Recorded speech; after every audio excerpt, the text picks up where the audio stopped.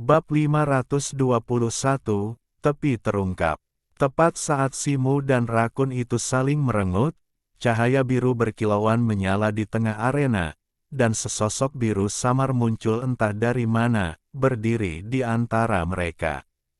Dalam duel, hanya kemenangan dan kekalahan yang ditentukan, bukan hidup dan mati. Jika salah satu pihak kalah dan tidak mampu bertarung lagi, mereka kalah. Mengejar dan melukai nyawa mereka dilarang. Jika salah satu pihak merasa tidak mampu, mereka boleh menyerah. Apakah kalian berdua punya pertanyaan tentang aturan ini? Tanya sosok biru itu. Tidak, jawab Simu. Petik 2. Hehe. Tidak, jawab pria bungkuk itu dengan senyum sinis, menatap Simu. Setelah kedua belah pihak mengumumkan nama dan ras mereka, pertempuran boleh dimulai, seru sosok biru itu, lalu melayang ke udara, menatap mereka dari atas. Simu, bintang biru, manusia, kata Simu, berdiri tegak. Hehe, bintang biru, belum pernah dengar, itu tanah tandus dan terpencil. Pria bungkuk itu terkekeh. Simu meliriknya tanpa berkata sepatah kata pun, hanya mengangkat tangan kanannya sebagai isyarat undangan. Oh, orang ini benar-benar tidak tahu diri. Aku sarankan kau bersujud pada kakak senior Li dan mengaku kalah. Pemuda berwajah rubah di antara penonton berteriak pada Simu dengan suara melengking. Li Wu, Feng Lixing, suku iblis Li. Pria bungkuk itu menyipitkan mata ke arah Simu dan berkata, "Kakak senior Li, beri dia pelajaran." Teriak anggota suku iblis lainnya. Setelah teriakan ini, sekitar selusin anggota suku iblis yang berkumpul di pinggir lapangan ikut mencemooh. Kakak junior Si, kan? Sebagai kakak seniormu, aku punya nasihat untukmu. Meskipun peraturan melarang bunuh diri, mematahkan tulang bukanlah hal yang menyenangkan. Jika lautan kesadaranmu rusak lagi, itu akan lebih merepotkan daripada manfaatnya, kata Liu. Apakah kau ingin terus bertarung? Suara Simu tidak keras, tetapi semua orang yang hadir mendengarnya dengan jelas. Mencari kematian, Liu meraung, dan cahaya cian tiba-tiba bersinar dari tubuhnya. Seekor kucing rakun raksasa berbalut baju zirah cian tiba-tiba muncul di belakangnya. Saat sosok itu muncul, Liu berjongkok, tangannya menjejak tanah, berjongkok seperti binatang buas. Dengan bunyi gedebuk, pandangan, Simu, kabur. Liu menghentakkan kakinya, dan semburan cahaya meletus dari tubuhnya. Ia terpental, sosoknya langsung menghilang menjadi bayangan cian yang kabur. Kecepatan Liu yang luar biasa menyebabkan udara di sekitarnya berputar cepat, membentuk tornado raksasa yang menyelimuti Simu dalam sekejap mata. Untuk sesaat, arena bela diri bergejolak, dan asap serta debu mengepul ke segala arah. Tepat ketika para penonton menggelengkan kepala, yakin Simu akan celaka, sebuah ledakan keras terdengar. Tornado yang tadinya begitu dahsyat tiba-tiba bergetar, memperlihatkan sebuah kepalan merah raksasa. Kepalan merah tua itu tiba-tiba menghantam dinding bagian dalam badai, mengirimkan kilatan cahaya hijau menembus badai sebelum tiba-tiba meledak. Arus udara yang kacau berhamburan ke segala arah, dan sesosok tubuh terlempar ke belakang, mendarat dengan keras di atas panggung. Tornado raksasa itu telah lenyap, sementara Simu tetap berdiri, tampak tak bergerak.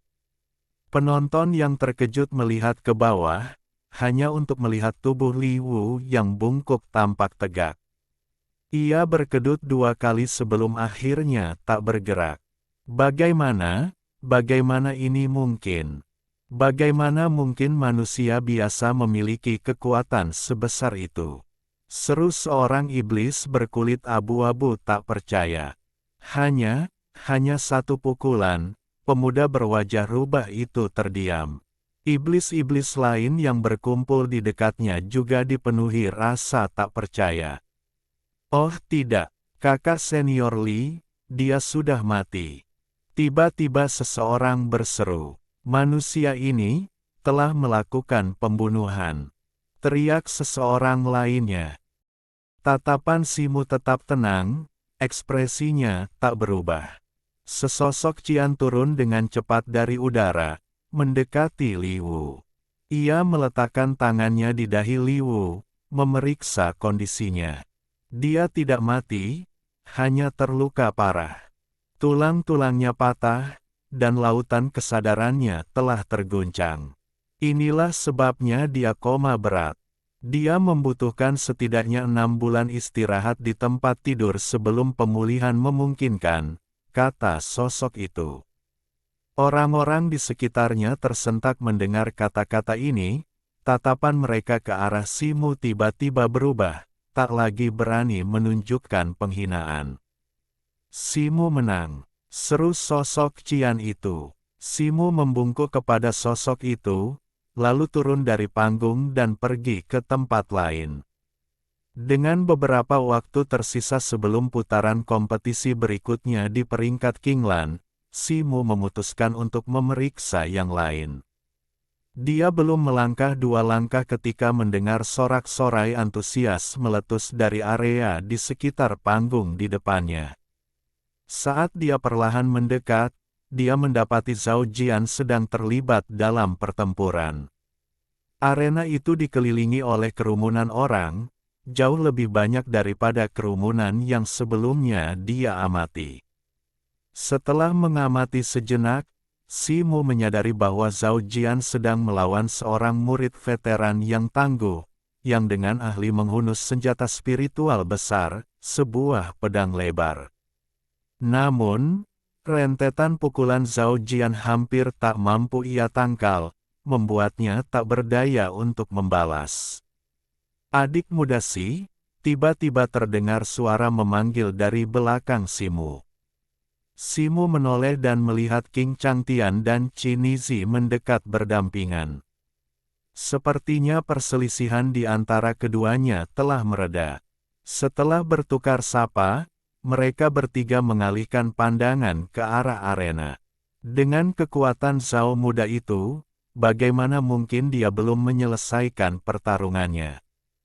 Tanya Qin Nizi. Dia dijadwalkan untuk pertandingan kedua di arena ini, melawan seorang murid veteran di tingkat bumi akhir, jelas Simu. Begitu, kata Qin Nizi. Adik Si, bagaimana pertarunganmu? Tanya King Changtian.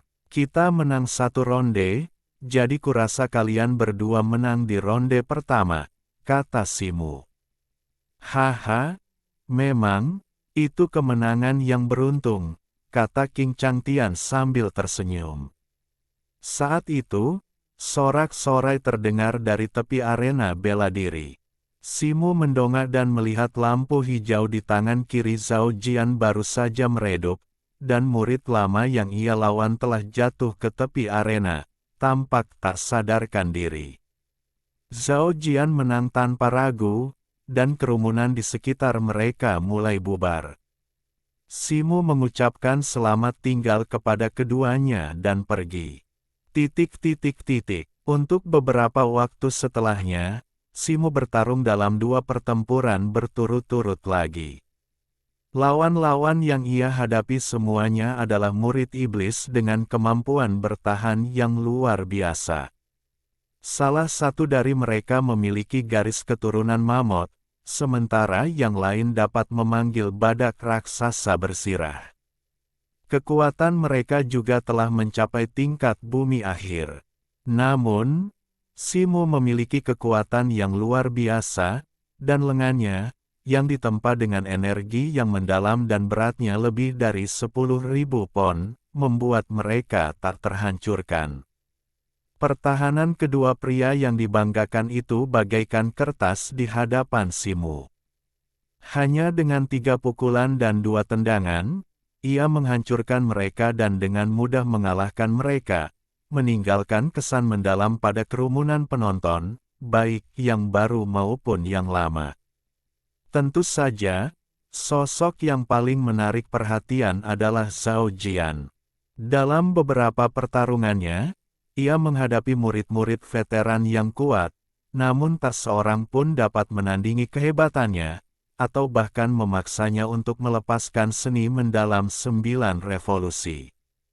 Ziling, Qing Changtian, Qin Yixi, Jiang Suishui, Lu Jing, Wu bersaudara, dan lainnya yang telah meraih peringkat tinggi dalam uji coba tingkat pemula, juga mempertahankan rentetan kemenangan mereka dan mulai bersinar dalam kompetisi ini.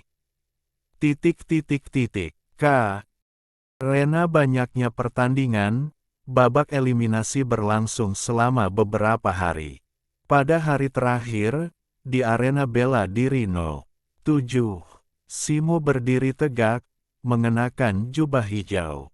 Ia menatap sosok di seberangnya, senyum tipis tersungging di bibirnya saat ia berkata, "Rekan Taois Lu, senang bertemu denganmu."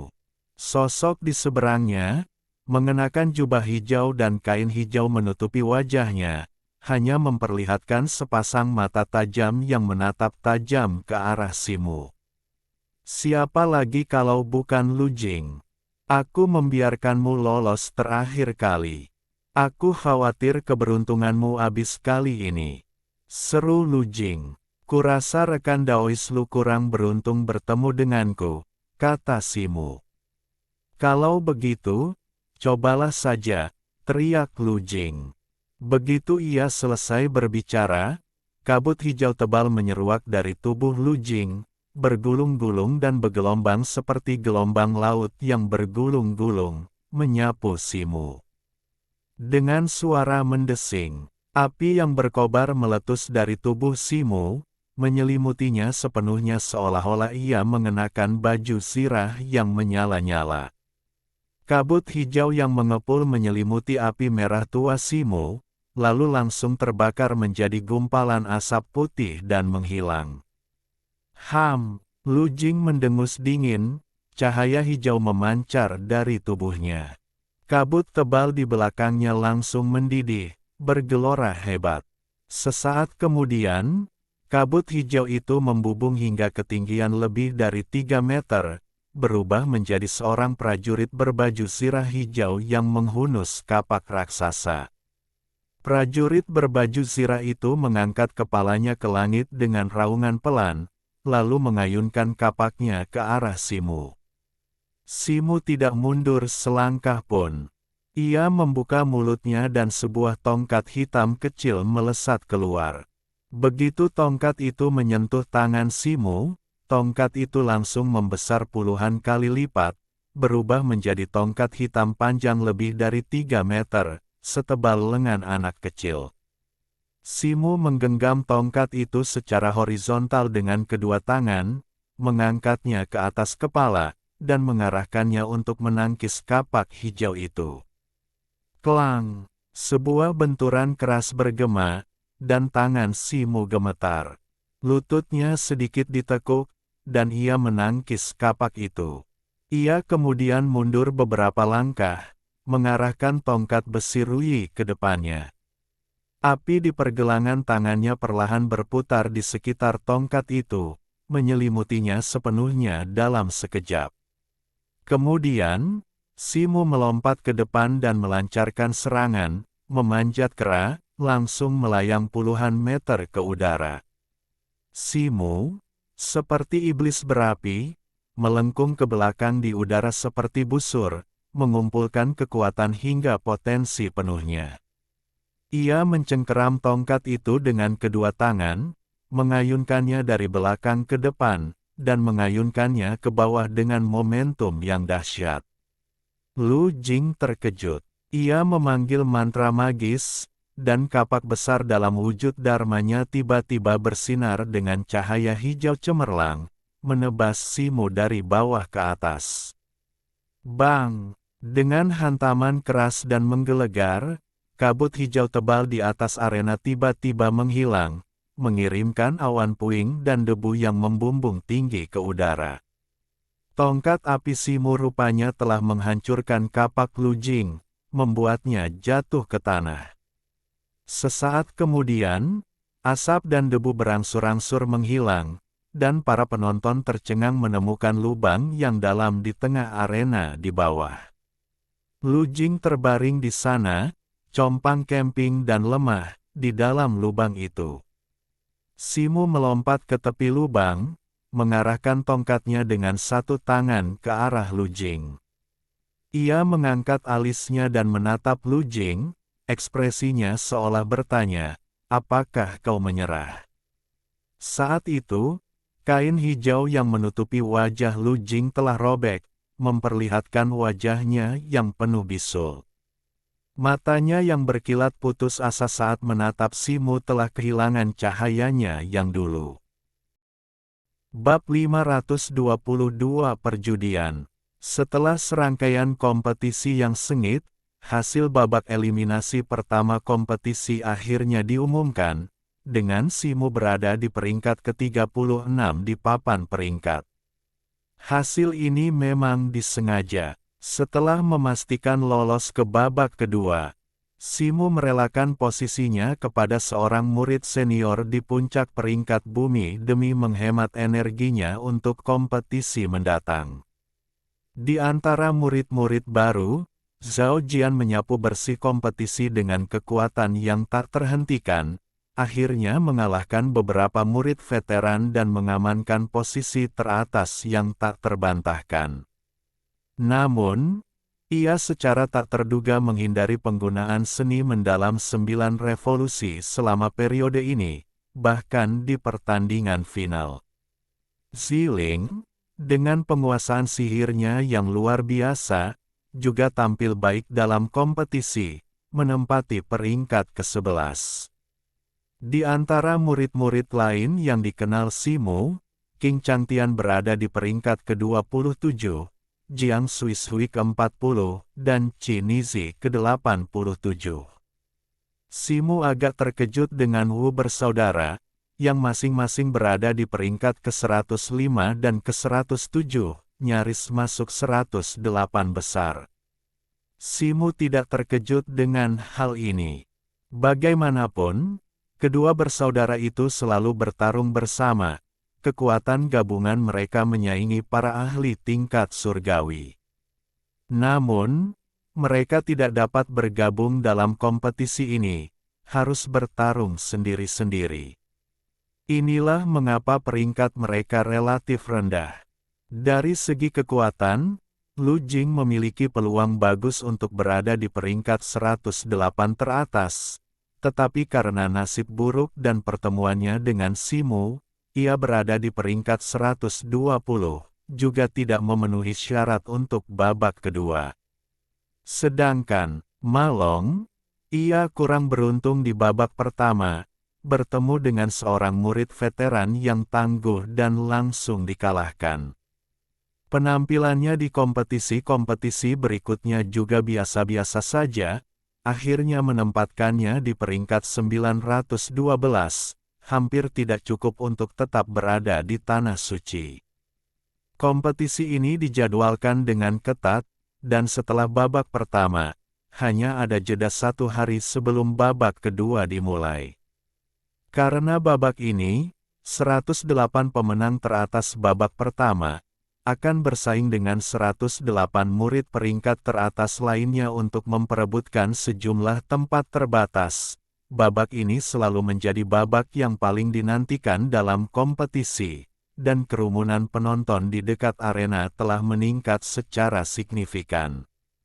Di depan peringkat Kinglan, beberapa arena asli telah dirobohkan, dan sebuah arena Qian sementara, beberapa kali lebih besar dari yang lain, beserta panggung penonton telah didirikan. Dengan sisa waktu lebih dari setengah jam sebelum kompetisi dimulai, alun-alun sudah penuh sesak, Orang-orang berkerumun di sekitar arena Qian yang besar, membentuk formasi 3 tingkat, sehingga mustahil untuk melewatinya. Panggung di belakang arena masih kosong, tetapi banyak murid peringkat teratas dari babak eliminasi telah tiba. Semangat juang mereka tinggi, menggosok-gosokkan tangan, dan bersemangat untuk mencobanya. Simu berhenti di sudut kerumunan. Dari balik bahunya, Chaier, melihat pemandangan ramai di hadapannya, berkicau dengan penuh semangat. Situ, arena ini besar sekali. Wow, lihat gadis-gadis di sana, mereka sangat cantik. Ngomong-ngomong, Situ, siapa yang akan kau tantang nanti? Jangan mempermalukanku di depan semua orang ini. Diam, atau kau akan terjebak di dalam tas hewan peliharaanmu. Simu menepuk kepala Chaier dengan lembut. Chaier bergidik mendengar kata-kata itu dan langsung menutup mulutnya, meskipun matanya masih melirik ke sekeliling. Simu sedikit mengernyit. Ia sebenarnya tidak ingin mengajak Chaier, tetapi Chaier begitu keras kepala hari ini, bersikeras untuk ikut, jadi ia terpaksa mengajaknya. Kakak Si, kau bersembunyi di sini, membuat kami sulit menemukanmu. Pada saat itu, sebuah suara perempuan yang jelas terdengar dari samping. Simu menoleh ke arah Ma Long, tersenyum lebar padanya. Nona Ma, selamat atas kelulusanmu, kata Simu. Dibandingkan dengan kakak senior Si, prestasiku tidak ada apa-apanya. Ngomong-ngomong, dengan kekuatan kakak senior Si, aku seharusnya yakin bisa menang melawan murid-murid terbaik hari ini. Ma Long mengangguk ke arah Chaier, yang berada di bahu Simu. Murid-murid terbaik ini semuanya sangat berbakat. Bagaimana aku bisa begitu percaya diri? Aku akan berusaha sebaik mungkin, kata Simu sambil terkekeh. Situ, lihat betapa ramainya di sana. Sepertinya ada yang berjudi. Bagaimana kalau kita pergi melihatnya? Chaier berbisik pelan di telinga Simu saat keduanya mengobrol. Simu dan Ma Long menoleh ke arah yang ditunjuk Chaier. Tak jauh dari sana, di ruang terbuka, beberapa meja persegi tertata rapi, ditutupi kertas judi. Beberapa pria berbaju hijau berdiri di belakang meja, berteriak sekeras-kerasnya, seolah-olah mereka akan memulai permainan judi. Ini, Tanah Suci Qinglan, sebagai sekte yang sah dan bergengsi, benar-benar mengizinkan perjudian terbuka seperti itu. Tanya Simu. Haha, adik muda Si, kau benar-benar bodoh. Di Tanah Suci Qinglan, kami mengutamakan hati nurani daripada penampilan luar para murid kami. Ini hanyalah permainan judi kecil-kecilan, tidak berbahaya, dan kemungkinan besar akan meningkatkan moral. Para tetua dan wali sekte tidak akan keberatan. Saat itu, sesosok muncul di samping Simu dan yang lainnya. Itu adalah King Changtian. Adik King, gerakanmu semakin sulit dipahami. Siapapun yang menaruh dendam padamu akan ketakutan bahkan selama retret pelatihan mereka. Simu meliriknya dan tersenyum. Petik 2. Kakak Si, kau terlihat santai. Mungkinkah kau sudah memutuskan? King Changtian mengangguk pada Ma Long sebagai salam, lalu terkekeh. Kakak senior King, kau bercanda. Setahu saya, sebagian besar murid senior ini telah mendalami tanah suci ini selama lebih dari 1 abad. Mereka tidak sebanding dengan murid-murid tingkat rendah dari putaran pertama. Meskipun saya yakin dengan kemampuan saya tidak akan terlalu percaya diri. Simu menggelengkan kepalanya dan berkata, Petik 2, Situ, permainan judi itu sepertinya cukup menarik. Ayo kita lihat, Chaier tiba-tiba menyela. Burung beo ini peliharaan kakak muda Si, kan? Ia sangat cerdas, cukup langka, kata King Changtian sambil melirik Chaier. Chaier melirik King Changtian dan mengalihkan pandangannya dengan pura-pura sombong. Burung beo ini tidak memiliki kemampuan khusus selain berisik dan rakus. Maaf mengganggumu, kakak King, kata Si Mu sambil tertawa. Petik 2. Haha, kalau adik muda Si tertarik berjudi, kenapa kau tidak mencobanya? Aku jadi agak gatal dan ingin mencoba keberuntunganku dan memenangkan beberapa poin Xuanling. Oh, dan yang menjalankan permainan judi itu adalah murid sekte berusia 1000 tahun yang suka berjudi. Reputasinya benar-benar terjamin, kata King Changtian sambil menghampiri. Mata Si Mu berbinar, dan ia mengikutinya, membuat Chaier bersorak. Melihat ini, mata indah Ma Long beralih, dan ia pun mengikutinya. Beberapa orang telah berkumpul di sekitar meja judi, tetapi detail taruhannya belum ditulis. King Changtian tiba bersama Si Mu dan Ma Long, lalu masuk ke kerumunan, mengabaikan Si Mu dan yang lainnya. Semuanya, kompetisi hari ini menantang, jadi kita tidak bisa memasang taruhan terlebih dahulu seperti yang kita lakukan beberapa hari yang lalu. Tapi tenang saja, begitu ada yang mengajukan tantangan, kita akan langsung mulai bertaruh. Aku jamin setiap taruhan wajib dicoba, dan kalian pasti akan puas. Seorang pria paruh baya berpakaian hijau berteriak sambil tertawa. Oke, karena kakak senior Duanmu Guang sudah bicara, kami tentu saja percaya. Kerumunan di sekitarnya tertawa. Tapi izinkan saya menjelaskan sebelumnya bahwa mulai putaran kedua, kami hanya akan menerima batu roh kelas atas. Jika Anda bertaruh pada harta karun lain, kami akan menaksir nilainya dan menukarnya dengan batu roh kelas atas. Jika Anda tidak setuju, mohon jangan bertindak, agar tidak menimbulkan masalah bagi kami berdua, lanjut Duanmu Guang. Si Mu diam-diam mengamati segala sesuatu di hadapannya, matanya berkedip-kedip seolah sedang mempertimbangkan sesuatu. Tiba-tiba ia menghampiri Ma Long, membisikkan beberapa patah kata, lalu dengan lambaian tangan, ia mengeluarkan sebuah tas kain dan menyerahkannya kepada Ma Long. Ma Long terkejut sesaat, lalu mengangguk. Pada saat itu, beberapa berkas cahaya terang melesat dari kejauhan, bergemuruh di udara dan menarik perhatian banyak orang di dekat arena. Si Mu menoleh, pupil matanya sedikit mengecil. Kemudian ia berbalik dan berkata kepada Ma Long, Nona Ma, lakukan saja apa yang kukatakan. Mulai sekarang, aku serahkan semuanya padamu. Jangan khawatir, kakak Si, aku tahu apa yang harus kulakukan. Ma Long langsung mengangguk. Kau juga tidak boleh membawa hewan peliharaanmu ke atas panggung. Tolong jaga Chaier juga untukku, kata Si Mu sambil menggoyangkan bahunya. Chaier, dengan agak enggan, terbang dan mendarat di bahu Ma Long, sambil berkata, Situ, tolong jangan mempermalukanku. Hal ini tentu saja membuat Si Mu memutar bola matanya. Oke, Ma Long menjawab sambil terkekeh. Si Mu mengangguk pelan kepada Ma Long dan kembali ke arena. Sinar terang itu mendarat di panggung dekat arena, menampakkan 3 sosok.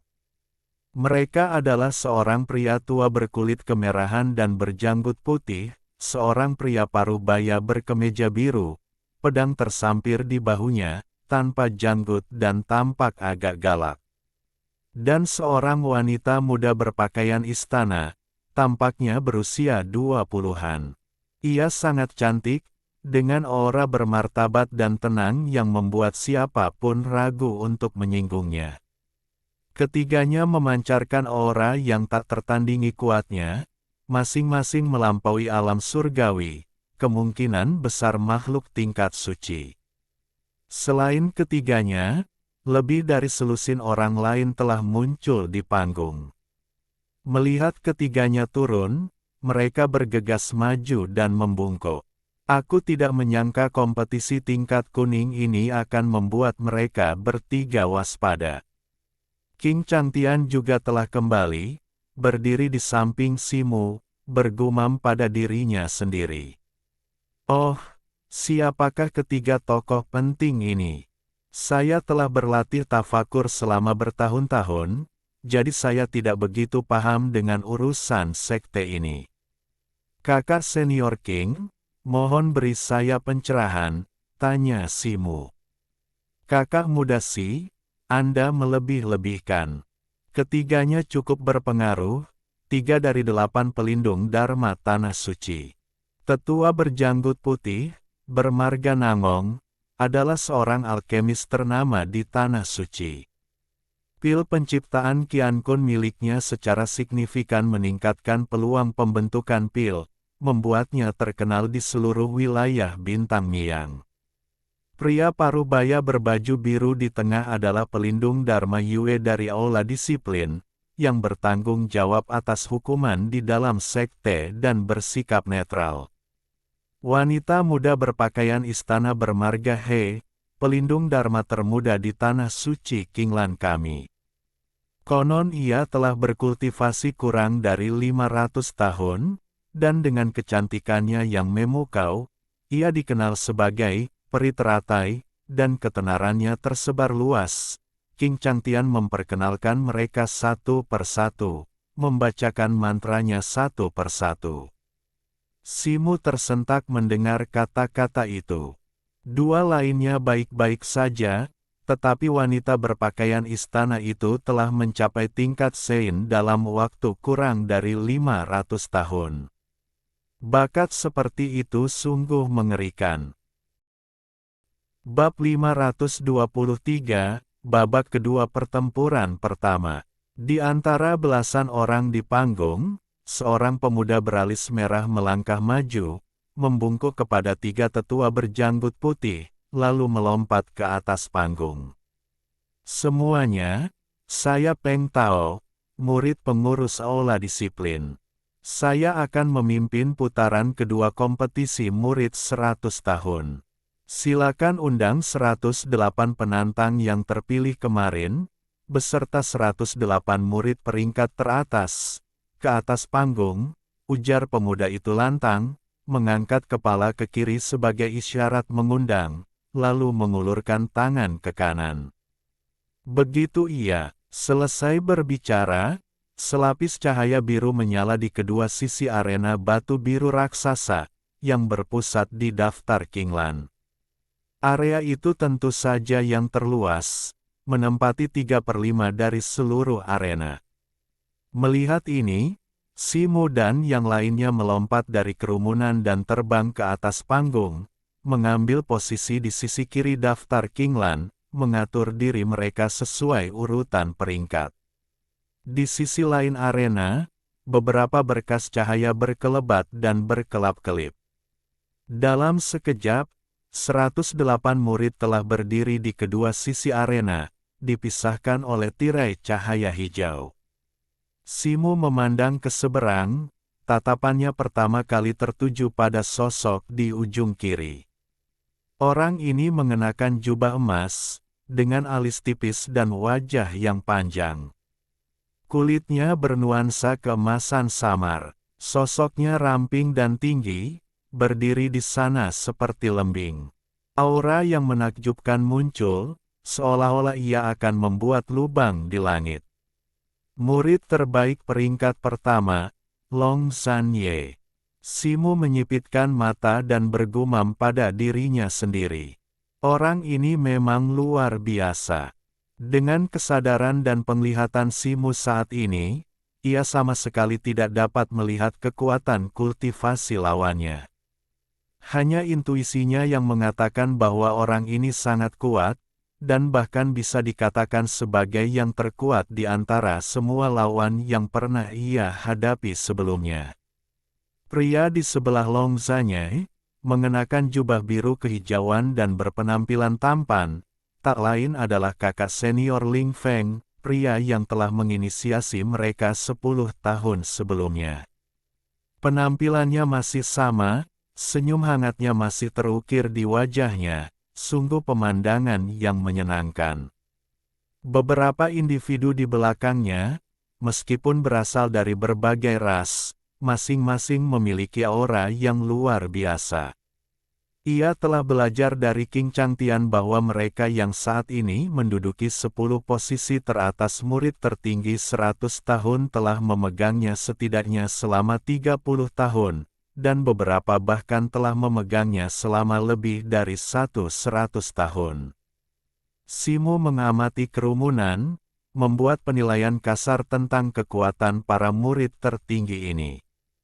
Dari 108 individu yang menghadapi mereka, hanya sebagian kecil yang kemungkinan merupakan prajurit tingkat surgawi. Sisanya, selain beberapa penyihir tingkat bulan, sebagian besar berada di akhir hingga puncak tingkat bumi, memiliki aura yang luar biasa, jelas memiliki teknik rahasia atau memiliki kekuatan garis keturunan. Tatapannya beralih ke Liao Yong, nomor 37. Ia kebetulan sedang menatapnya, senyum sinis terukir di matanya. Simu tersenyum santai dan mengalihkan pandangannya. Saat Simu mengamati para murid senior ini, para penantang lain dan mereka yang berada di sekitar arena di bawah juga menatap mereka. Lagi pula, sebagai elit murid-murid berusia seabad, kebanyakan dari mereka mengasingkan diri sepanjang tahun, kecuali untuk misi sekte, membuat mereka jarang terlihat. Di antara murid-murid senior, selain beberapa yang tampak arogan dan menganggap remeh penantang mereka, sisanya mengamati mereka, menilai kekuatan mereka, dengan secercah kewaspadaan di mata mereka. Baiklah, karena kedua belah pihak telah tiba, babak kedua kompetisi akan segera dimulai. Tetua Beigu telah menjelaskan aturan kompetisi, dan saya akan menekankannya lagi. Masing-masing dari 100 del. Apan penantang memiliki satu dan hanya satu kesempatan untuk menantang murid senior manapun. Pemenangnya akan menggantikan mereka. Namun, seorang murid senior hanya boleh ditantang 3 kali, dan mereka tidak dapat ditantang berturut-turut. Apakah kalian semua mengerti aturan ini? Kata pemuda beralis merah itu. Dimengerti, jawab Simu dan yang lainnya serempak. Baiklah, sekarang saya nyatakan babak kedua tantangan resmi dimulai. Seru pemuda beralis merah itu, melompat dari panggung dan kembali ke depan. Kerumunan di sekitar arena terdiam, dan suasana seketika hening. Simu dan 108 orang lainnya tidak langsung maju untuk menantang. Sebaliknya, mereka memandang ke seberang, mengamati para murid terbaik, seolah sedang memutuskan siapa yang akan ditantang. Waktu berlalu lambat, dan 1/4 jam telah berlalu, masih belum ada yang maju untuk menantang. Jika tidak ada yang maju untuk menantang dalam 60 tarikan napas, maka semua orang akan dianggap telah melepaskan hak mereka untuk menantang murid terbaik. Hitung mundur dimulai sekarang. Pada saat ini, pemuda beralis merah itu berbicara lagi.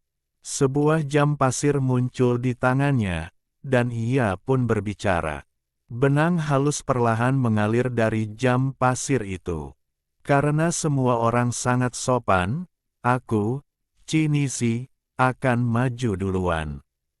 Aku menantang kakak senior Fang Huifang, peringkat ke-100. Pada saat itu, sesosok merah tua muncul dari kerumunan di sebelah kiri, bersinar melalui tirai cahaya cian dan mendarat di tengah arena. Pria itu, dengan tinggi lebih dari 3 meter, dan berkulit merah tua, tak lain adalah Chinese. Pada saat yang sama, dua murid lain dari pihak penantang melompat keluar, tampaknya mencoba memasuki arena juga. Namun, karena lebih lambat dari Chinese, mereka terhalang oleh tirai cahaya cian di depan mereka dan terpaksa berbalik. Keributan meletus di bawah arena. Dari sisi kanan area yang berlawanan, sesosok berbalut zirah hitam pekat muncul. Sebuah helm menutupi sebagian besar wajah mereka, menutupi wajah dan bahkan mata mereka. Mereka melompat dari jauh, menembus tirai cahaya cian dan mendarat dengan keras, menyebabkan seluruh arena bergetar. Menantang Fang Hui. Hehe, sempurna. Pedangku sudah lama tidak berlumuran darah, jadi aku akan mempersembahkanmu sebagai persembahan. Dua lampu merah menyala di bawah helm hitam pekat itu, dan suara laki-laki yang agak serak, terdengar muda, bergema. Saat Fang Hui menyelesaikan kata-katanya, ia melambaikan tangannya, dan sebuah pedang lebar sepanjang beberapa kaki dengan kilau samar berdarah muncul di telapak tangannya. Kalau begitu, ayo kita coba. Chinese menyipitkan mata, ekspresi serius terpancar di wajahnya. Dengan lambaian tangannya, sebuah tombak merah tua muncul, permukaannya memancarkan lapisan api merah tua. Simu melirik kedua pria itu. Dilihat dari aura yang terpancar, keduanya berada di puncak peringkat bumi, tampaknya berimbang. Hasil pertandingan akan bergantung pada berapa banyak kartu tersembunyi yang mereka miliki. Ia mengalihkan pandangannya ke meja judi di dekatnya. Dari posisinya, ia dapat melihat situasi dengan jelas. Ayo, pertandingan pertama akan segera dimulai. Chinese melawan Fang Hui, murid ke-100. Pasang taruhan kalian sekarang. Bertaruh sekarang. Tidak ada waktu tersisa. Teriak Duanmu Guang dari balik meja. Melihat ini, para murid di sekitarnya mengeluarkan batu roh mereka dan meletakkannya di atas meja. Mata Simu berkilat keemasan, dan ia langsung memperhitungkan peluang saat ini. Chinese menawarkan 2-1, sementara Fang Hui menawarkan 3-1. Jelas, Fang Hui diunggulkan. Kompetisi dimulai. Pada saat itu, pemuda beralis merah itu berteriak di udara, melambaikan tangannya dan memancarkan seberkas cahaya hijau. Tirai cahaya hijau di kedua sisi arena berkedip-kedip, mengembun menjadi tirai setengah lingkaran yang menyelimuti seluruh arena seperti mangkuk terbalik. Simu segera mengalihkan pandangannya. Dengan suara menderu, api merah keemasan menyembur dari tubuh Chinese, dan api yang membakar tombak di tangannya pun berubah menjadi merah keemasan. Panas yang dahsyat memancar, dan bahkan melalui tirai cahaya cian, Simu dan yang lainnya dapat merasakannya dengan jelas. Namun, dengan teriakan keras, tombak di tangannya bergetar, dan tiba-tiba menjadi kabur. Bayangan tombak merah keemasan yang tak terhitung jumlahnya muncul dan menusuk balik ke arahnya. Setiap bayangan tombak bagaikan naga api merah keemasan, bersiul di udara, meraung marah, dan momentumnya mencengangkan. Udara bergetar, dan bahkan tirai cahaya cian yang menutupi arena pun bergetar. Kekuatan sebuah tombak begitu dahsyat. Wajah Simu berubah. Kekuatan Chinese telah meningkat pesat sejak hari itu di alam rahasia Kinglan. Kemungkinan besar ia telah mempertahankan kekuatannya di ronde pertama. Sepertinya orang ini kasar di luar, tetapi lembut di dalam, pikir Simu. Di saat yang sama, seruan bergema dari para penonton.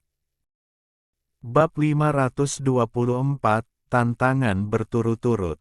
Cahaya menyilaukan di panggung meredup. Di satu sisi arena, Shinichi muncul. Api merah keemasan menghilang saat ia membuka mulut dan menyemburkan seteguk darah. Sebuah luka dalam mengiris dadanya, dan darah mengucur deras.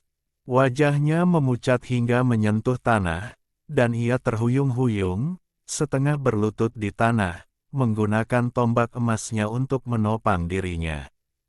Di sisi lain arena, cahaya merah darah di tubuh Fang Hui juga menghilang. Helm hitam di kepalanya patah dan hancur, memperlihatkan wajah seorang pemuda yang menyeramkan, dengan bekas luka bakar di mata dan pipinya. Ia mengangkat pedang lebar merah darah itu ke atas bahunya, perlahan berbalik, dan menatap Shinichi. Kau cukup cakap. Jika kau menantang orang lain, kau mungkin punya kesempatan. Sayang sekali kau memilihku, kata Fang Hui dingin. Bibir Shinichi berkedut, tetapi tidak ada lagi yang keluar. Fang Hui menang, Shinichi kalah. Pemuda beralis merah mengumumkan hasil di udara, melambaikan tangannya untuk melepaskan penghalang di atas ring. Fang Hui melompat kembali ke posisi semula di sisi paling kanan arena. Seketika, dua sosok berjubah hijau terbang dari bawah, satu di setiap sisi membawa Shinichi yang terluka parah. Keriuhan diskusi meletus dari bawah. Semua orang terkagum-kagum akan kekuatan luar biasa yang ditunjukkan oleh para murid senior. Kekalahan Shinichi di pertarungan pertamanya telah melemahkan para penantang, dan untuk sesaat, tak seorang pun berani memasuki ring. Pemuda beralis merah itu berkedip, dan hendak mengeluarkan jam pasir lagi. Pada saat itu, sesosok cian berkelebat, muncul di atas panggung. Aku King Changtian, menantang kakak senior Tang Chengquan, peringkat 95. King Changtianlah yang melangkah ke atas panggung. Mata Simu berkilat, kelincahan King Changtian luar biasa, dan kekuatannya jauh lebih besar daripada Shinichi. Dia berada di peringkat 27 di antara 108. Dia bertanya-tanya bagaimana hasilnya nanti. Seorang pemuda botak dengan cincin tembaga emas di pergelangan tangannya melesat ke atas panggung dan menatap King Changtian. Cek, kau terlalu muda untuk menantangku. Pemuda bercincin tembaga itu, Tang Chengquan, menggelengkan kepala dan mencibir. Silakan.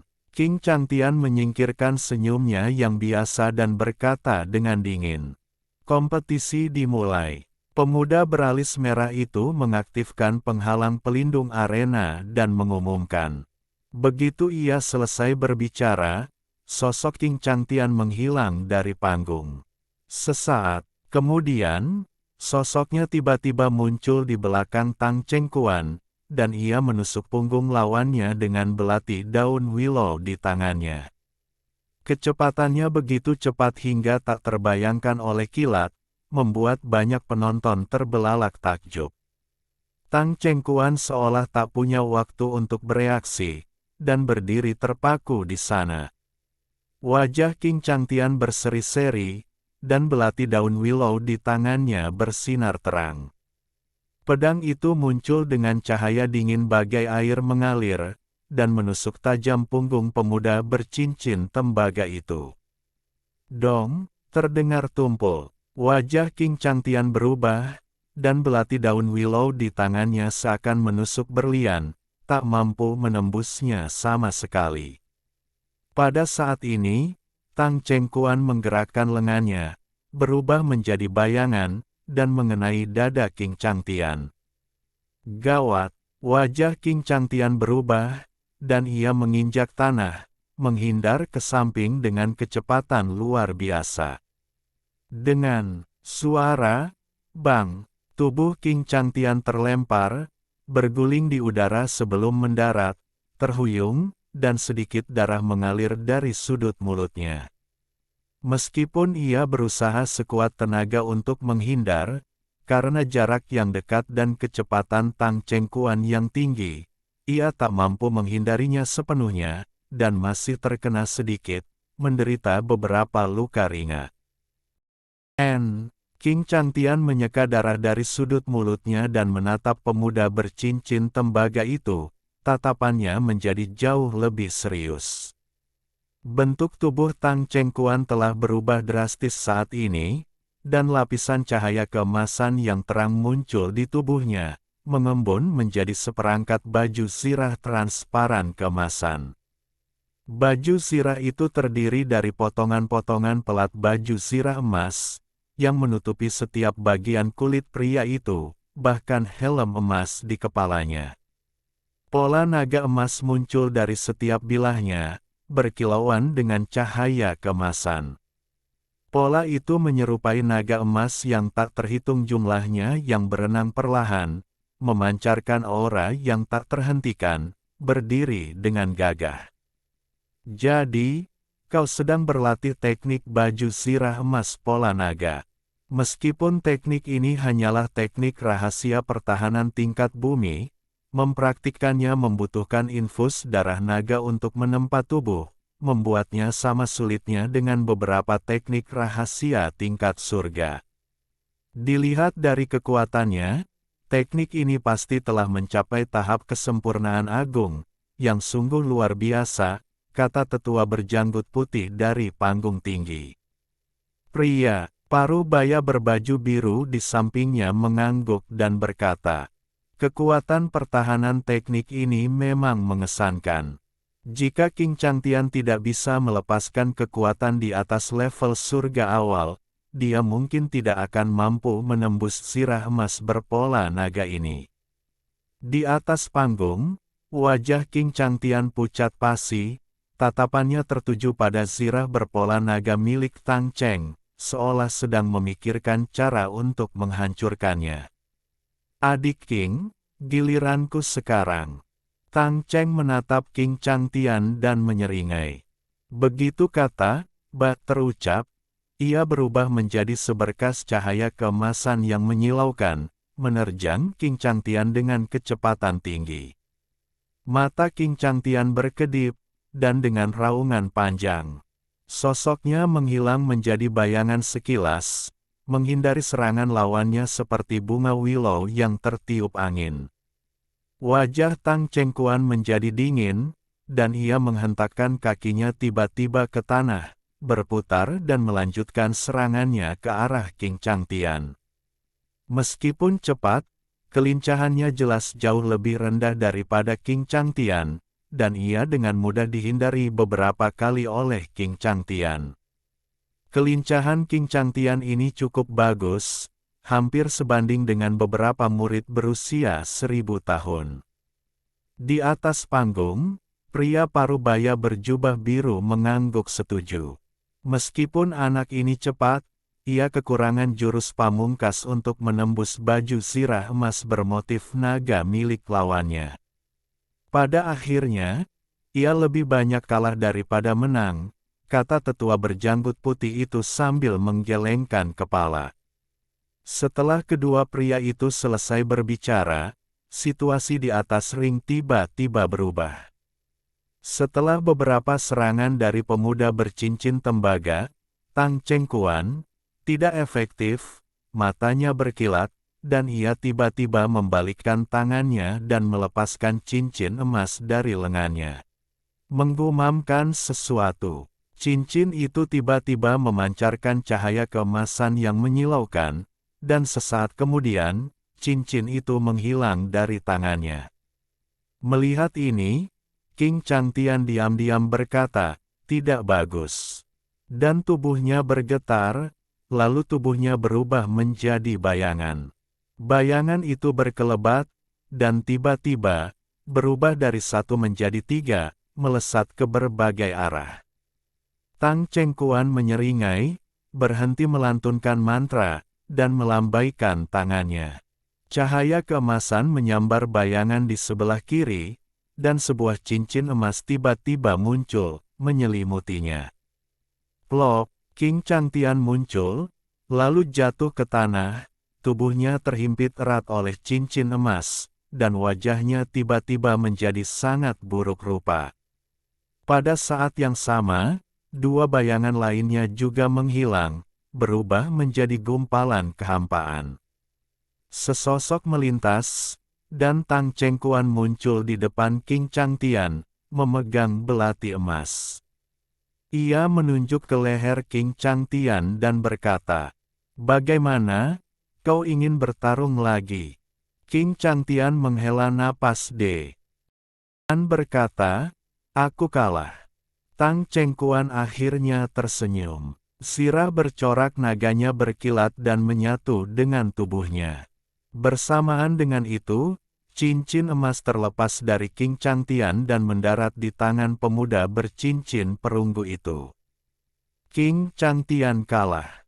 Tang Chengkuan pemenangnya. Seru pemuda beralis merah itu di udara. Keributan meletus di bawah arena. Bahkan King Changtian pun kalah. Kekuatan para murid senior ini sungguh luar biasa. Para murid veteran ini sungguh luar biasa. Tidak semudah itu mengalahkan mereka. Sepertinya hanya sedikit yang akan berhasil tahun ini. Di panggung, para penantang lainnya bertukar pandang dengan bingung. Mereka yang belum bergerak, termasuk Wu bersaudara, Jiang Suishui, dan yang lainnya, semuanya tampak muram, wajah mereka terukir ketakutan. Gelombang rasa takut muncul di hati mereka. King Changtian sudah dianggap sebagai pemimpin di antara mereka. Dalam ujian inisiasi awal, ia hanya berada di posisi kedua setelah Zhao Jian, yang berada di posisi pertama. Ia hanya menantang seorang murid senior junior, namun ia telah menderita kekalahan telak. Hehe. Kau pikir kau bisa menantang kami hanya dengan kekuatan sebesar ini? Kau benar-benar melebih-lebihkan dirimu sendiri. Kekuatan kelas ini jauh lebih rendah daripada yang sebelumnya. Seorang pemuda berambut keriting, peringkat ke-9 di antara murid-murid senior di seberangnya, berbicara dengan dingin, wajahnya diwarnai sarkasme. Beberapa orang di sekitarnya mencibir, tatapan mereka dipenuhi dengan penghinaan. Bahkan mereka yang sebelumnya sedikit waspada kini menunjukkan ekspresi yang jauh lebih tenang. Di panggung terdekat, mereka, termasuk 3 pelindung Dharma, tetap diam, tidak menawarkan intervensi, seolah-olah membiarkan konflik di antara para murid. Kemarahan melintas di wajah para penantang, tetapi mengingat kemenangan mereka baru-baru ini, mereka merasakan keputusasaan. Beberapa yang tadinya begitu percaya diri kini menunjukkan tanda-tanda keraguan dan perjuangan. Simu melirik pemuda berambut keriting itu, lalu tatapannya jatuh ke monumen Qinglan. Ia melihat bahwa namanya adalah Sangguan Xin. Ia melirik orang-orang di sampingnya dan menggelengkan kepalanya sedikit. Kekalahan Qinizi dan King Changtian dalam 2 pertandingan terakhir keduanya dapat dimengerti. Gaya bertarung Qinizi memang cacat, sementara King Changtian hanya kurang beruntung karena ditantang oleh seseorang yang lebih unggul. Faktanya, menurut pengamatannya, para murid senior tidak sekuat yang dibayangkan para penantang. Aku, Zhao, memang rendah hati, tapi aku ingin menantang kakak senior Sangguan, sebuah suara tiba-tiba terdengar. Itu Zhao Ji. Dengan sekejap tubuhnya, ia mendarat di atas ring. Kehebohan diskusi pun terjadi di sekitar ring. Ingat, Sangguan Xin berada di peringkat ke-9 di antara para murid senior, jauh lebih kuat daripada Fang Hui dan Tang Chengkuan. Wajah Sangguan Xin menggelap, dan dengan sekejap tubuhnya, ia mendarat di atas ring. Nah, kau berani menantangku. Kau cukup berani. Aku tidak peduli kau menguasai seni mendalam 9 revolusi atau tidak. Siapapun yang berani menantangku pasti akan mati, kata Sang Guan Xin dingin, dengan seringai di matanya. Zhao Ji mengabaikan kata-kata itu, menatap kosong ke arah Sang Guan Xin. Zhao Ji, murid terbaik 10 tahun lalu dan kini unggulan teratas di babak gugur, menantang Sang Guan Xin, memicu hiruk-pikuk taruhan. Simu, dengan mata spiritualnya, menyadari bahwa peluang mereka berdua ternyata sangat tipis. Kini, di atas ring, Zhao Ji dan Sang Guan Xin telah memulai pertarungan sengit. Kilatan cahaya hitam muncul di tangan Sang Guan Xin, dan dua palu hitam muncul, memancarkan gelombang energi spiritual yang dahsyat. Keduanya adalah sepasang senjata spiritual kelas atas. Keduanya tampak tercemar oleh sesuatu yang istimewa, memancarkan aura yang sangat ganas. Ia menggumamkan sesuatu, dan kedua palu hitam itu bersinar terang, lalu membesar secara signifikan dalam sekejap. Kemudian, dengan teriakan pelan dan kedipan tangannya, palu-palu itu berayun bagai anak panah, berubah menjadi dua badai hitam yang menghantam Zhao Ji. Bab 525 Kehilangan Pertunjukan. Menghadapi serangan mendadak Sang Guan Xin yang menggelegar, ekspresi Zhao Jian tetap tak tergoyahkan.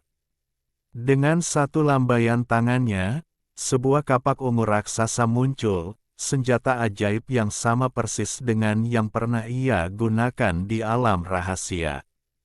Ia merapal mantra, lalu, dengan lambaian tangannya, tiba-tiba melemparkan kapak itu ke depan. Kapak itu bersinar dengan cahaya ungu yang terang, api yang berkobar membubung ke langit bagai matahari ungu yang berkilauan. Zhao Jian melambaikan tangannya dan mengucapkan mantra. Matahari ungu itu berkelebat, tiba-tiba berubah menjadi bayangan naga ungu raksasa, berukuran 6 atau 7 meter, yang menerjang badai hitam yang mendekat. Sang Guan Xin mengerutkan kening melihat kehadiran naga ungu yang begitu dahsyat, dan dengan jentikan tangannya, kedua badai hitam itu menyatu menjadi satu, ukurannya lebih dari 2 kali lipat. Raungan yang menggelegar dan menggetarkan bumi menggema di langit. Bayangan naga ungu dan badai hitam itu bertabrakan dengan raungan yang menggelegar, lalu saling terkait seolah hidup. Bentrokan hebat antara cahaya ungu dan hitam menyebabkan seluruh arena, beserta tirai cahaya biru yang menyelimuti, bergetar hebat. Sang Guan Xin, matanya membelalak penuh amarah, dengan cepat mengaktifkan segel tangannya, mempercepat putaran badai hitam, mencoba menghancurkan bayangan naga ungu itu. Suara menggema, seperti irisan logam, bergema. Namun, sesaat kemudian, bayangan naga ungu itu, yang juga memancarkan cahaya ungu terang, menyerbu ke depan dengan kekuatan dahsyat. Serangkaian raungan bergema. Setelah kebuntuan 2 atau 3 tarikan napas, bayangan naga ungu dan badai hitam itu secara bersamaan menghilang, berubah menjadi wujud masing-masing, kapak besar dan sepasang palu. Masing-masing terlempar kembali, mendarat di tangan Zhao Jian dan Sang Guan Xin. Ekspresi Sang Guan Xin membeku. Ia tak terima serangan dahsyatnya berakhir imbang dengan seorang murid baru. Cahaya gelap memancar darinya, dan tekanan dahsyat yang tak tertahankan dari tahap awal alam surgawi melonjak keluar. Auranya begitu kuat sehingga seolah-olah ia hanya selangkah lagi untuk mencapai tahap tengah. Mereka yang berada di dekat arena menatap Sang Guan Xin dengan ngeri, aura hikmat membayangi. 9 teratas hanya selangkah lagi untuk mencapai tahap tengah alam surgawi. Simu, yang kini benar-benar terkejut, mengalihkan pandangannya ke sisi lain arena, ke arah Long Zanyai. Di arena, Zhao Jian menggenggam kapak ungu, menatap Sang Guan Xin yang diselimuti cahaya hitam. Ekspresinya tetap tenang, matanya setenang biasanya. Tatapan Sang Guan Xin tertuju pada Zhao Jian, dan ia melepaskan aliran esensi darah yang menyatu ke dalam kedua palunya. Ia merapal mantra, dan palu di tangannya memancarkan cahaya merah dan hitam.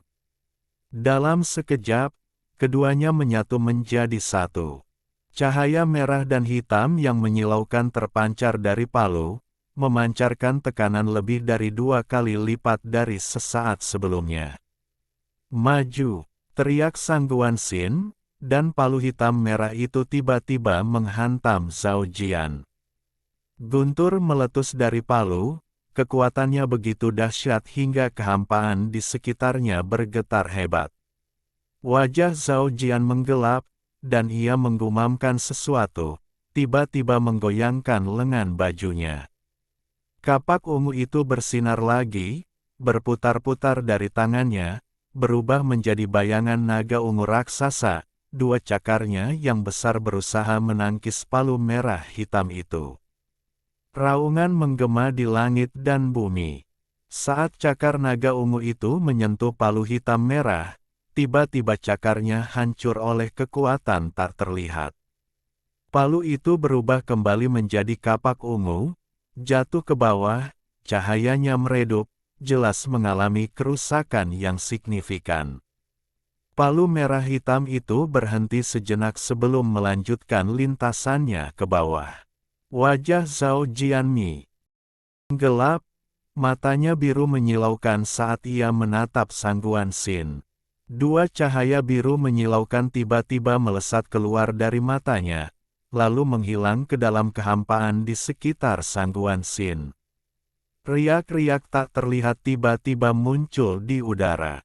Mata Simu berkilat. Jurus ini, yang pernah digunakan Zhao Jian sebelumnya di alam rahasia, hampir saja menangkapnya di sana.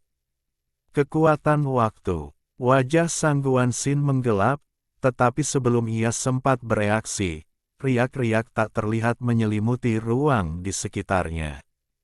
Sang Guan Xin merasakan tekanan tak terlihat tiba-tiba melonjak dari segala arah. Tubuhnya membeku, semua gerakan terhenti seketika, seperti lalat yang terperangkap dalam ember, tak mampu bergerak. Hal yang sama terjadi dengan palu yang jatuh, yang tiba-tiba berhenti beberapa kaki dari Zhao Jian. Zhao Jian, dengan senyum tipis tersungging di bibirnya, melambaikan tangannya, dan dalam sekejap, benang-benang putih yang tak terhitung jumlahnya muncul dari udara, meliliti Sang Guan Xin. Pada saat itu, cahaya hitam melonjak dari Sang Guan Xin yang tak bergerak, dan cahaya dari palu raksasanya berkelebat liar, menghancurkan getaran tak terlihat di sekitarnya. Benar, tapi sudah terlambat. Zhao Jian mendengus pelan, dan dengan jentikan tangannya, gumpalan sutra putih menyelimuti Sang Guan Xin, membentuk kepompong berbentuk manusia yang juga menyelimuti palu raksasa berwarna merah dan hitam itu. Di dalam kepompong, Sang Guan Xin meraung marah dan meronta, tetapi sia-sia. Seberkas cahaya menyambar, dan Zhao Jian muncul di belakang Sang Guan Xin. Seluruh tangan kirinya tiba-tiba memancarkan cahaya putih menyilaukan.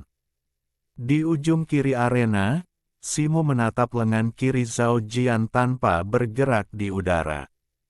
Wajahnya tetap tenang, tetapi badai dahsyat sudah bergolak di dalam dirinya. Ini pertama kalinya ia menyaksikan seseorang memperagakan seni mendalam 9 revolusi.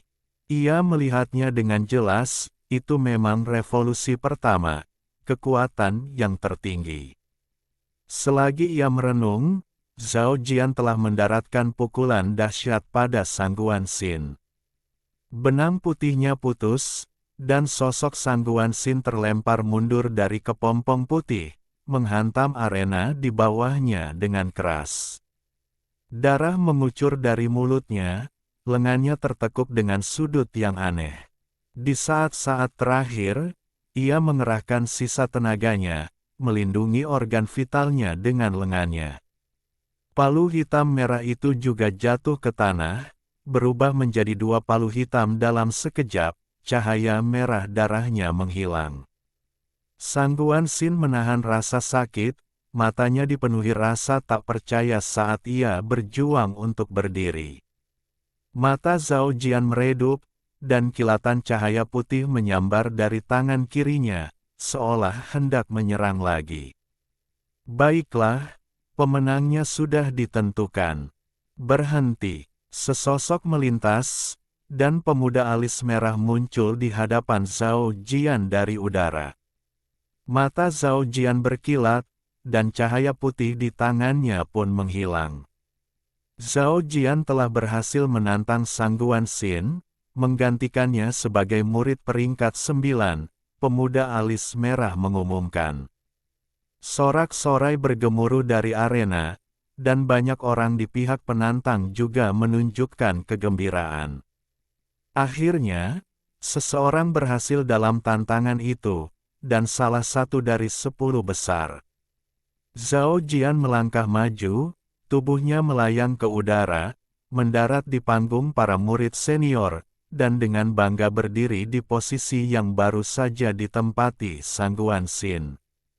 Sangguan Sin memelototi Zhao Jian dengan tajam, lalu melompat turun dari panggung. Namun, para murid senior memiliki ekspresi yang berbeda, terutama mereka yang baru saja mengikuti Sangguan Sin mengejek sang penantang. Wajah mereka tidak senang, tetapi beberapa dari mereka memiliki secercah kelegaan di mata mereka. 10 murid senior teratas semuanya menatap Zhao Jian, mata mereka menampakkan sedikit kesungguhan dan kewaspadaan. Dalam pertarungan sebelumnya, Zhao Jian jelas tidak mengerahkan seluruh kekuatannya. Ia tidak akan menerima status quo di ronde berikutnya.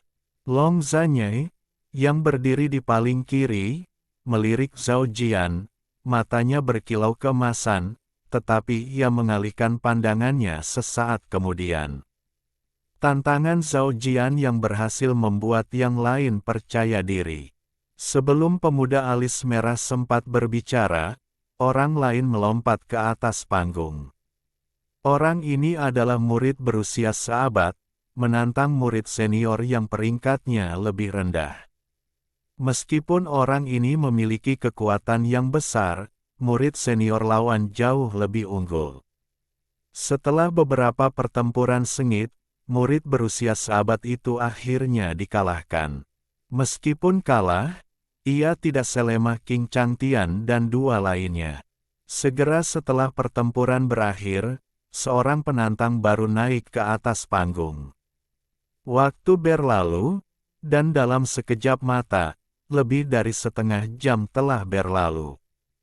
Selama waktu ini, 7 atau 8 penantang naik ke atas panggung satu demi satu, tetapi kecuali Zhao Jian, semuanya kalah. Yang kalah tidak kembali ke panggung, melainkan berdiri diam di bawah panggung. Simu berdiri diam di antara kerumunan, sama sekali tidak berusaha naik ke atas panggung. Saudara Si, bukankah kau berencana untuk maju dan menantang? Pada saat itu, sebuah suara memanggil dari samping. Simu menoleh dan melihat dua orang di sebelah kirinya maju untuk menantang, meninggalkan celah. Seorang wanita muda berpakaian putih muncul di sebelah kirinya. Itu adalah Jiang Suishui. Perhatiannya terfokus ke depan, jadi dia tidak menyadarinya. Nona Jiang, bukankah kau berencana untuk maju dan menantang? Dengan kekuatanmu, kau seharusnya punya peluang bagus, tanya Simu.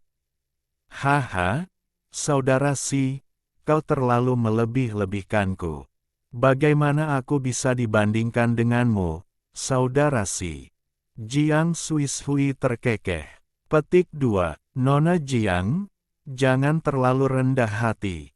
Kekuatan yang kau tunjukkan di alam rahasia adalah sesuatu yang bahkan makhluk surgawi pun tak akan berani meremehkannya. Saat Simu berbicara, pikirannya melayang ke sosok Jiang Beidao, iblis muda yang muncul di dalam batasan tongkat Fantian. Ia juga bermarga Jiang, dan teknik rahasia yang ia gunakan identik dengan Jiang Suishui. Ia pasti berasal dari klan yang sama. Mungkinkah ada hubungan di antara mereka?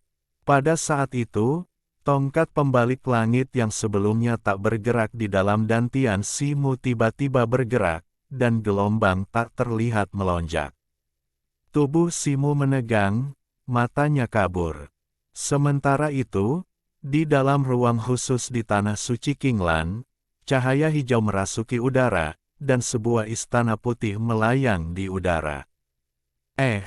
Pada saat itu, seruan lembut bergema dari istana, begitu menggema hingga seluruh ruang bergetar. Detik berikutnya, sesosok yang diselimuti cahaya hijau muncul di atas istana, wajahnya tak terlihat. Sosok itu memainkan jari-jari mereka, seolah menghitung sesuatu, lalu menggelengkan kepala setelah jeda yang lama. Kakak Si, kau, tubuh Simu gemetar, dan ia tiba-tiba tersadar. Kakak Si, apa yang terjadi padamu barusan? Tanya Jiang Suishui, menatap Simu dengan ekspresi bingung. Tatapan Simu menyipit, dan ia menarik napas dalam-dalam, menenangkan diri. Ia menggelengkan kepala dan berkata, tidak ada yang salah. Pikirannya berkecamuk, dan ia dipenuhi kebingungan. Ia sendiri tidak tahu apa yang baru saja terjadi, seolah-olah baru saja bermimpi, tetapi setelah terbangun, ia tidak ingat apapun.